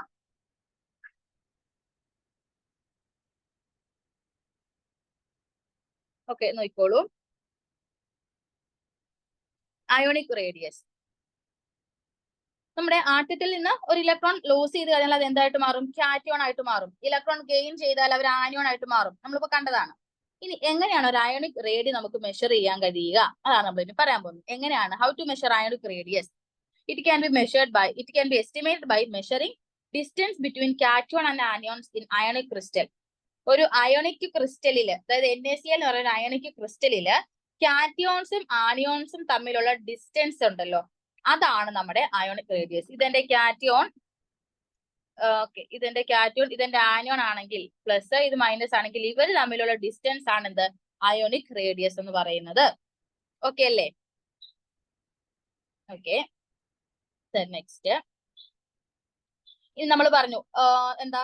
അയോണിക് റേഡിയുടെ ട്രെൻഡ് നമ്മുടെ അറ്റോമിക് റേഡി പറഞ്ഞ പോലെ തന്നെയാണ് അല്ലെ? ഒരു കാറ്റിയോൺ എന്ന് പറയുന്നത് അവരുടെ പേരന്റ് ആറ്റത്തിനേക്കാൾ ചെറുതാണ്. കാരണം എന്താ? കാറ്റിയോണിന് ഇലക്ട്രോൺസ് കുറവായിരിക്കും. ഇലക്ട്രോൺസ് കുറയുമ്പോൾ അവരുടെ ന്യൂക്ലിയർ ചാർജിന് ഒരു ചേഞ്ചും വരുവേല അല്ലെ? ന്യൂക്ലിയർ ചാർജ് അതേപോലെ തന്നെ നിൽക്കും, പക്ഷെ ഇലക്ട്രോൺസിന്റെ എണ്ണം കുറയുന്നു. ഇനി നമ്മുടെ ആനിയോണിന്റെ കേസിൽ സൈസ് എന്ന് പറയുന്നത് പേരന്റിനേക്കാൾ കൂടുതലാണ്. കാരണം നമ്മൾ പുതിയ ഇലക്ട്രോൺസ് ആഡ് ചെയ്യുമ്പോൾ നമ്മുടെ ആ ഇന്ററാക്ഷൻ, ന്യൂക്ലിയർ ചാർജും ഇലക്ട്രോൺസും തമ്മിലുള്ള ഇന്ററാക്ഷൻ കുറയുന്നു. അപ്പൊ ന്യൂക്ലിയർ ചാർജ് എന്ത് ചെയ്യും? കുറയുന്നു. നമ്മളൊരു എക്സാമ്പിൾ ആയിട്ട് പറയുന്നുണ്ട്. F- അയോൺ എന്ന് പറയുന്നതിന്റെ അയോണിക് റേഡിയസ് 136 ആണ്. എന്നാൽ ഫ്ലൂറിൻ അതിൻ്റെത് 64 ആണ്. കണ്ടോ? അപ്പൊ F- ആണല്ലോ അവരുടെ പേരന്റ് ആയിട്ടുള്ള ഫ്ലൂറിനേക്കാൾ കൂടുതൽ. ഇനി നേരെ നമ്മൾ വേറൊരു എക്സാമ്പിൾ എടുക്കുവാണെങ്കിൽ സോഡിയത്തിന്റെ കേസിൽ Na+ എന്ന് പറയുന്നതിന് 95 പൈക്കോമീറ്ററും നമ്മുടെ സോഡിയത്തിന് 186 ആണ്. അതായത് പേരന്റിനാണ് നമ്മുടെ Na+നേക്കാൾ കൂടുതൽ റേഡിയസ് ഉള്ളത്. ഓക്കെ, നമ്മൾ കണ്ട കാര്യമാണത്. ഇനി നമ്മൾ ഇനി അടുത്ത പഠിക്കേണ്ട ഒരു ടേം ആണ് what is iso electronic species. Important ആണ്. ഐസോ ഇലക്ട്രോണിക് സ്പീഷീസ്. ഐസോ ഇലക്ട്രോണിക് സ്പീഷീസ് എന്ന് വെച്ചാൽ ഇത്രേ ഉള്ളൂ. ഐസോ എന്ന് വെച്ചാൽ same, electrons same. Okay, the atoms or ions which contain same number of electrons. Same number of electrons ഉള്ള ആറ്റത്തിനോ അയോൺസിനോ നമുക്ക് എന്തെന്ന് പറയാൻ പറ്റും? ഐസോ ഇലക്ട്രോണിക് സ്പീഷീസ് എന്ന് പറയും. ഓക്കെ, അവർക്ക് സെയിം നമ്പർ ഓഫ് വാലൻസ് ഇലക്ട്രോൺസ് ആയിരിക്കും. നമുക്ക് ഒരു എക്സാമ്പിൾ തന്നിട്ടുണ്ട്, നോക്കുക. O2-, ഓക്സിജന്റെ നമ്പർ എത്രയാ? ഇലക്ട്രോൺസിന്റെ എണ്ണം എത്ര? 8 ആണ്. 2- എന്ന് വെച്ചാൽ എന്താ? 2 ഇലക്ട്രോൺസ് കിട്ടി. സോ 8+2 അവർക്ക് എന്തായി? 10 ഇലക്ട്രോൺസ് ആയി. F-, എഫിന്റെ ഇലക്ട്രോണിന്റെ എണ്ണം എത്രയാ? 9 ആണ്. ഒരു മൈനസ് എന്ന് വെച്ചാൽ എന്താ? ഒരു ഇലക്ട്രോൺ കൂടെ കിട്ടി. അപ്പോൾ അവർക്കും എന്തായി? 10 ആയി. ഓക്കെ, Na+, സോഡിയത്തിന്റെ നമ്പർ എത്രയാ? 11 ആണ്. 11ന്റെ അകത്തുനിന്ന് പ്ലസ് എന്ന് വെച്ചാൽ ഒരെണ്ണം പോയി, അപ്പൊ -1 പോയി, അപ്പം 10 എന്ന് കിട്ടി. ഓക്കെ, ഇനി Mg2+, മഗ്നീഷ്യത്തിന്റെ ഇലക്ട്രോൺസിന്റെ എണ്ണം 12 ആണ്. അതിൽ നിന്ന് 2+ എന്ന് വെച്ചാൽ എന്താ? 2 ഇലക്ട്രോൺ പോയി, സോ അവർക്കും എന്തായി? 10 ആയി. അപ്പൊ ഈ പറഞ്ഞ O2-, F-, Na+, Mg2+, ഇവർക്കെല്ലാം ഇലക്ട്രോൺസിന്റെ എണ്ണം എത്രയാണ്? 10 ആണ്. സോ അവരെ നമുക്ക് എന്തെന്ന് പറയാൻ പറ്റും? ഐസോ ഇലക്ട്രോണിക് സ്പീഷീസ് എന്ന് പറയാൻ പറ്റും. ക്ലിയർ ആയില്ലേ? ഓക്കെ, പക്ഷേ ഇങ്ങനെ നമ്മൾ ഇലക്ട്രോൺസ് സെയിം ആണെന്ന് പറഞ്ഞു കഴിഞ്ഞാലും അവരുടെ ന്യൂക്ലിയർ ചാർജ് ഡിഫറെന്റ് ആണ്. അതെന്താ കാരണം? ഞാൻ പറഞ്ഞു, ന്യൂക്ലിയർ ചാർജ് എന്ന് പറയുന്നത് നമ്മുടെ ഇലക്ട്രോൺസുമായിട്ടൊരു കണക്ഷനും ഇല്ല അല്ലെ? O2- എന്ന് പറയുന്നത് പ്രോട്ടോണിന്റെ എണ്ണം എത്രയാണ്? പ്രോട്ടോണിന്റെ എണ്ണം, അതായത് അവരുടെ അറ്റോമിക് നമ്പർ തന്നെയാണ്. ഓക്കെ, അറ്റോമിക് നമ്പർ എന്ന് പറയുന്നത് ഓക്സിജന്റെ എത്ര? 8. ഓക്സിജന്റേത് 8. ഫ്ലൂറിന്റേത് എത്രയാണ്? 9 ആണ്. സോഡിയത്തിൻ്റെത് 11 ആണ്. മഗ്നീഷ്യത്തിൻ്റെത് 12 ആണ് അല്ലെ.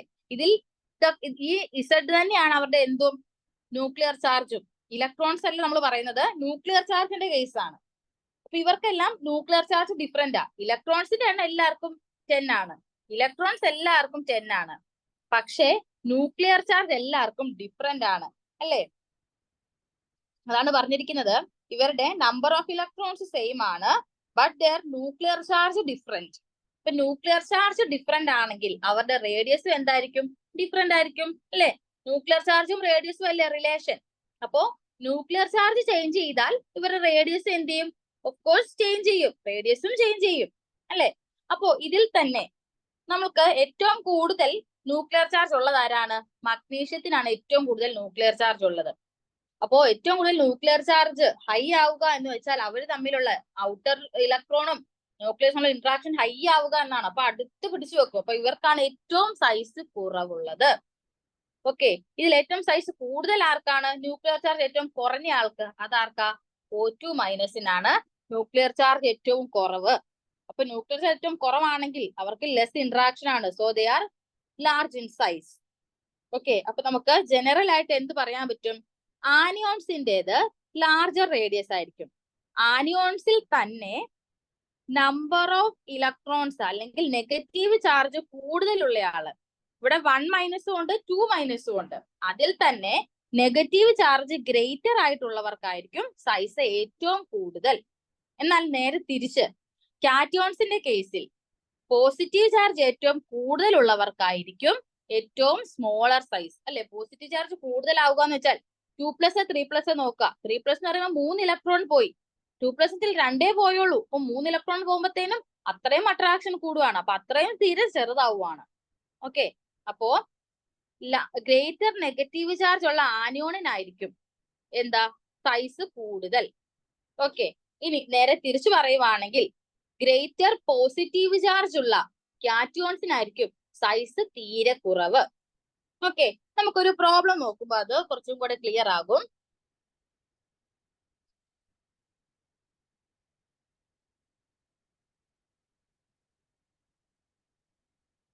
ഓക്കെ, ഈ ഒരു പ്രോബ്ലം നോക്കിക്കോളൂ. Mg2 plus Al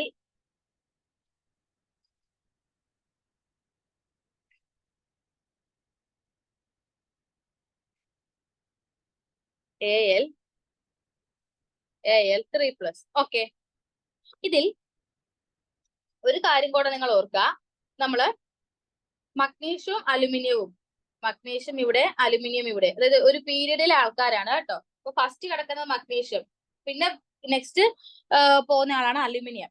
നമ്മൾ ഒരു കാര്യം പഠിച്ചായിരുന്നു, നമ്മൾ പീരീഡ്സിലോട്ട് പോകുന്ന ഒരു അറ്റോമിക് റേഡിയസ് കുറവായിരിക്കും എന്ന് പഠിച്ചായിരുന്നു അല്ലെ.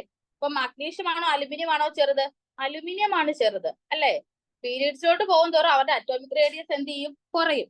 അപ്പൊ നമ്മൾ മഗ്നീഷ്യവും അലുമിനിയവും വെച്ച് നോക്കുമ്പോ, മഗ്നീഷ്യവും അലുമിനിയം വെച്ച് നോക്കുമ്പോ ആരാണ് ചെറുത്, അലുമിനിയം ആണ് ചെറുത്. കാരണം പീരീഡിലോട്ട് പോകുന്തോറും സൈസ് കുറഞ്ഞു കുറഞ്ഞു വരും. ഓക്കെ, ഈ അലുമിനിയത്തിൽ തന്നെ Al ആണോ Al3+ ആണോ തീരെ ചെറുത്, Al3+ ആണ് തീരെ ചെറുത്. ഓക്കെ അല്ലേ. ഇനി നെക്സ്റ്റ്, ഇതിൽ ആരാണ് വലുതെന്ന് ചോദിച്ചു കഴിഞ്ഞാല് മഗ്നീഷ്യം ആണ് വലുത്. മഗ്നീഷ്യം ആണോ Mg2+ ആണോ വലുത്, Mg2+ ഉറപ്പായിട്ട് ചെറുതായിരിക്കും, കാരണം 2 ഇലക്ട്രോൺ പോയതാണ്. അപ്പം മഗ്നീഷ്യമാണ് ഈ കൂട്ടത്തിൽ ഏറ്റവും largest species, and smallest one എന്ന് പറയുന്ന ആരാണ്, Al3+ ആണ്. ഓക്കെ ആയില്ലേ. ഓക്കെ, അപ്പൊ ഈ ഒരു എക്സാമ്പിൾ ക്ലിയർ ആയല്ലോ. അപ്പൊ ഇങ്ങനത്തെ ക്വസ്റ്റ്യൻസ് നമ്മൾ എക്സ്പെക്ട് ചെയ്യണം സൈസിന്റെ കേസിൽ. അപ്പൊ നിങ്ങൾ ഇത്ര ഓർത്താൽ മതി. നമ്മൾ ആദ്യം ഫസ്റ്റ് പോയിന്റ് ഓർത്തിരിക്കേണ്ടത് പീരീഡില് എവിടെയാണ് അവരുടെ പൊസിഷൻ എന്ന് ഓർക്കുക. പീരിയോഡിക് ടേബിളില് എലോങ് ദ പീരീഡിലോട്ട് പോകുന്ന ഒരു അറ്റോമിക് റേഡിയസ് ഉറപ്പായിട്ടും കുറയും, ഡൗൺ ദ ഗ്രൂപ്പിലോട്ട് പോകുന്ന ഒരു അറ്റോമിക് റേഡിയസ് കൂടും. ഇനി അതിൽ തന്നെ കാറ്റിയോൺസും ആനിയോൺസും നോക്കുവാണെങ്കിൽ ലാർജസ്റ്റ് പോസിറ്റീവ് ചാർജ് ഉള്ള കാറ്റിയോൺ ആണ് ഏറ്റവും സ്മോൾ സൈസ് ഉള്ളത്, ലാർജസ്റ്റ് നെഗറ്റീവ് ചാർജ് ഉള്ള ആനിയോൺ ആണ് ഏറ്റവും ലാർജ് സൈസ് ഉള്ളതും. ഓക്കെ, അപ്പൊ ഇത്രയും കാര്യങ്ങളാണ് നമ്മൾ ഈ ക്ലാസ്സിൽ ഇന്ന് ഡിസ്കസ് ചെയ്തത്. നമ്മൾ സ്റ്റാർട്ട് ചെയ്ത് എന്തായിരുന്നു, അറ്റോമിക് റേഡിയസ് 4 ടൈപ്പ് ഉണ്ടെന്ന് പറഞ്ഞു, ദെൻ ഇസഡ് എഫക്റ്റീവ്, സിഗ്മയുടെ കാര്യം പറഞ്ഞു. ആ 2 റീസൺസ് കൊണ്ടാണ് നമ്മൾ പീരിയോഡിസിറ്റി ഒബ്സർവ് ചെയ്യുന്നത്. ദെൻ അയോണിക് റേഡിയസിൽ നമ്മൾ പറഞ്ഞത് കാറ്റിയോൺസും ആനിയോൺസിന്റെ സൈസിന്റെ കാര്യം പറഞ്ഞു. നമ്മൾ ഇമ്പോർട്ടന്റ് ആയിട്ട് വേറൊരു ടേം പറഞ്ഞു, ഐസോ ഇലക്ട്രോണിക് സ്പീഷീസ്. ഇതിനൊരു പ്രോബ്ലവും കണ്ടു. ഓക്കെ, ഇനി നമ്മുടെ ഫിസിക്കൽ പ്രോപ്പർട്ടീസ് കഴിഞ്ഞില്ല. ഇനിയുണ്ട് അയണൈസേഷൻ എൻതാൽപ്പി ഉണ്ട്, ഇലക്ട്രോൺ ഗെയിൻ എൻതാൽപ്പി ഉണ്ട്, ഇലക്ട്രോൺ നെഗറ്റിവിറ്റി ഉണ്ട്. ഓക്കെ, അത് നമുക്ക് നെക്സ്റ്റ് ക്ലാസ്സിൽ കാണാം. Okay, thank you.